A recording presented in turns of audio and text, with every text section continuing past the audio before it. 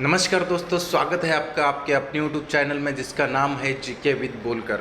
तो दोस्तों, आज हम बहुत ही इंपॉर्टेंट क्वेश्चंस देखने वाले हैं जनरल नॉलेज के बारे में।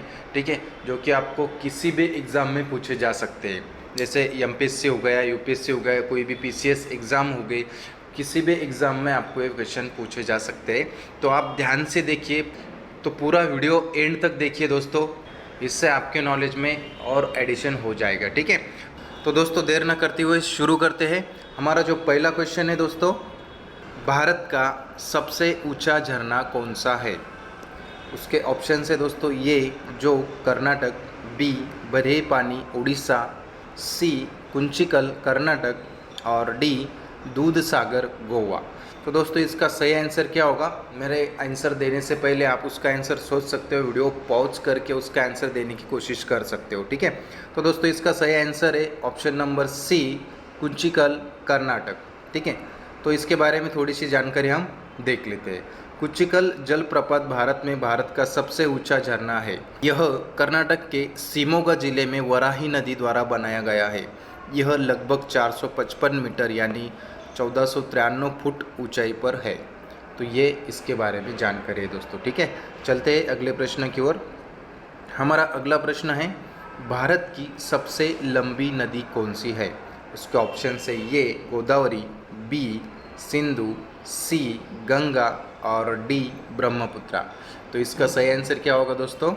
इसका सही आंसर है ऑप्शन नंबर बी, सिंधु नदी। तो इसके बारे में थोड़ी सी जानकारी हम देख लेते हैं।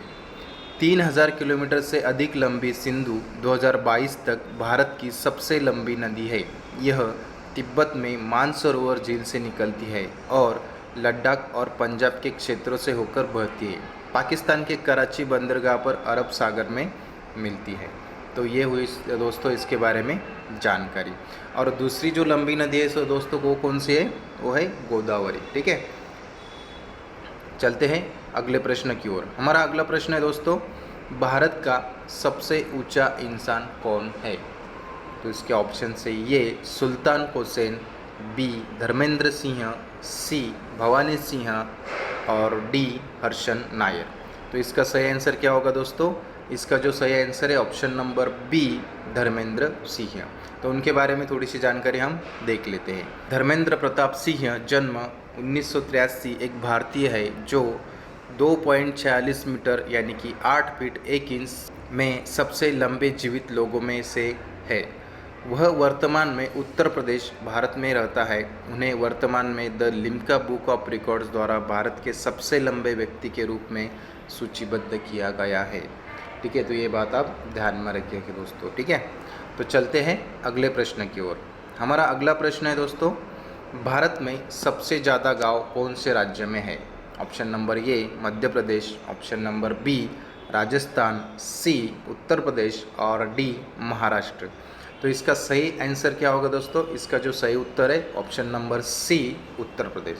ठीक है, उसके बारे में थोड़ी सी जानकारी हम देख लेते हैं। गांव के मामले में सबसे बड़ा राज्य उत्तर प्रदेश है। इस राज्य में 1,0753 गांव है। वहीं दूसरी तरफ भारत का क्षेत्रफल के आधार पर सबसे छोटा राज्य गोवा है, जिसमें सिर्फ 411 गांव है। ठीक है, तो ये जानकारी आप ध्यान में रखिए। चलते हैं अगले प्रश्न की ओर। हमारा जो अगला प्रश्न है दोस्तों, भारत में सबसे ज़्यादा गर्म पानी की झरने कहाँ पर स्थित है?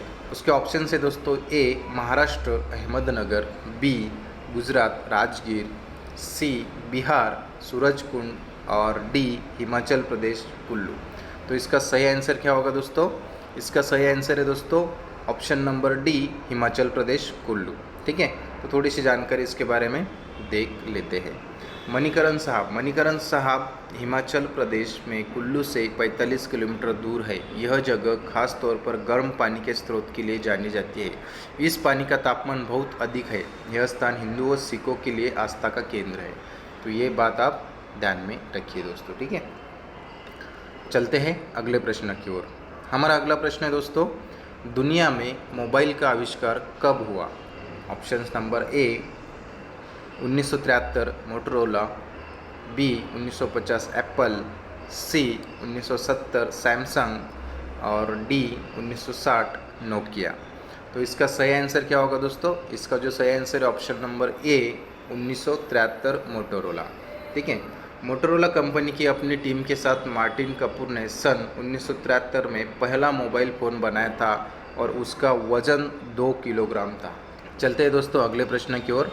हमारा अगला प्रश्न है, भारत की पहली महिला राज्यपाल कौन थी?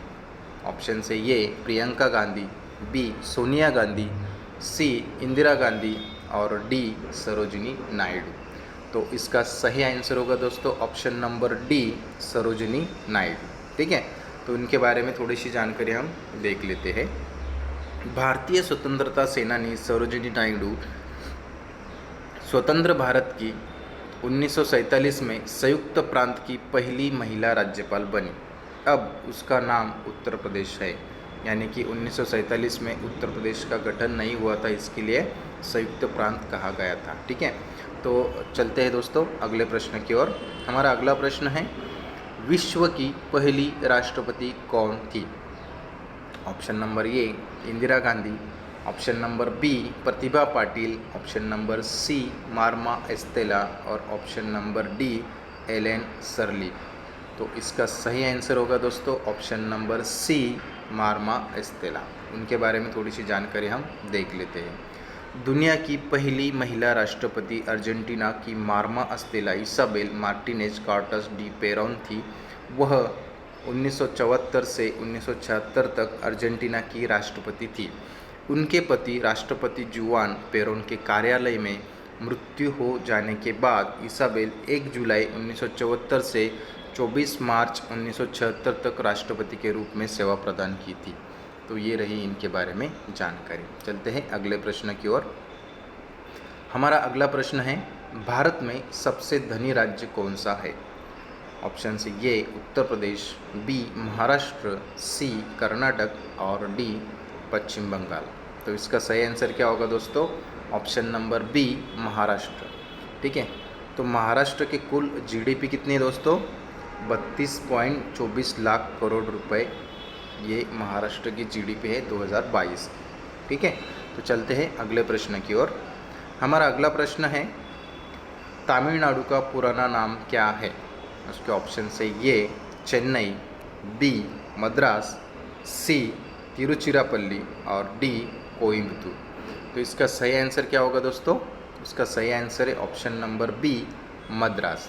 ठीक है, तो तमिलनाडु के बारे में थोड़ी सी जानकारी हम देख लेते हैं।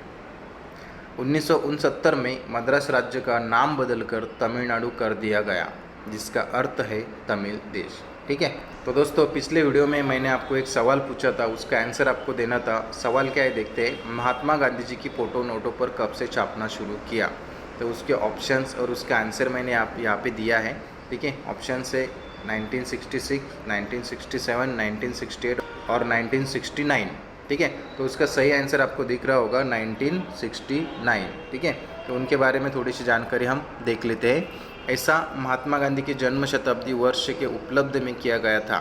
इसके 18 साल बाद सन 1987 में महात्मा गांधी की फ़ोटो वाले 500 के नोट जारी किए गए। इसके बाद आखिरकार सन 1996 में सभी नोटों पर महात्मा गांधी की फ़ोटो छापी जाने लगी। ठीक है, तो ये रही दोस्तों इसके बारे में जानकारी। तो आज के वीडियो में आपके लिए सवाल है दोस्तों। ठीक है, महाराष्ट्र में कुल कितने ज़िले हैं?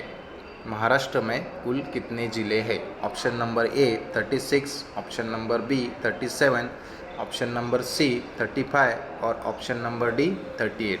तो इसका आंसर आपको कमेंट बॉक्स में देना है दोस्तों। देखते हैं कितने लोग सही आंसर देते हैं और कितने लोग गलत आंसर देते हैं। तो जल्द से जल्द आंसर देने की कोशिश कीजिए और अपने दिमाग में ये क्वेश्चन ऐड कर लीजिए। ठीक है, तो दोस्तों अगर आपको वीडियो पसंद आता है तो कृपया लाइक करें, शेयर करें, सब्सक्राइब करें और बेल आइकन दबाना ना भूलें, ऐसे ही इन्फॉर्मेटिव और जनरल नॉलेज की वीडियो सबसे पहले देखने के लिए। वीडियो देखने के लिए बहुत बहुत धन्यवाद दोस्तों।